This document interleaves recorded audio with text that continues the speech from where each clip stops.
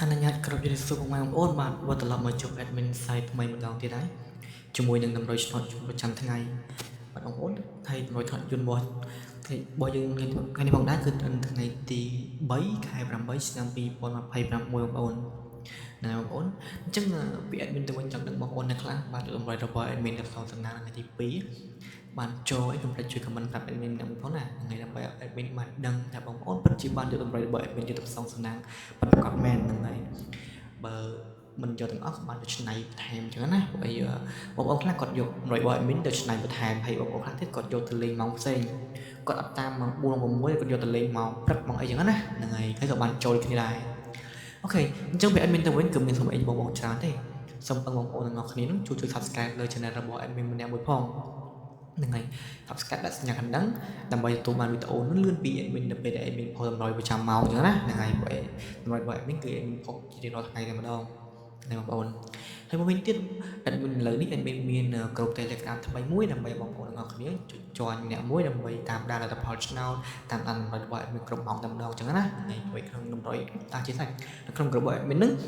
admin ដាក់ទាំងតម្រុយដាក់ទាំងសេរីម៉ោងគ្រប់ម៉ោងឆោតយូនឆោតខ្មែរអញ្ចឹងណាអញ្ចឹងបងប្អូនអាច join ក្នុងក្រុម admin បានស្រួលបងប្អូនតាមដានតម្រុយតាមដានលទ្ធផលហើយមួយវិញទៀតបងប្អូនអាចពិភាក្សាជាមួយ admin លេងបាន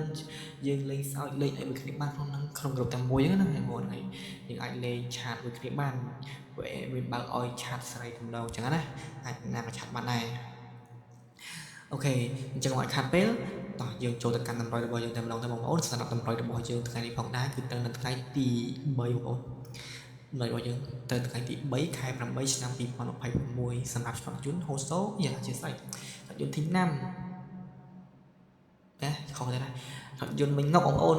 admin ចង់ច្រឡំបាច់ free បងហើយបងប្អូនអើយទៅហូសូមិញងប់ណាទី5ណាទេបងប្អូនចឹងឆ្នោតយន្តរបស់យើងគឺមិញងប់ម៉ោង4ដល់ម៉ោង6បងប្អូនហ្នឹងហើយ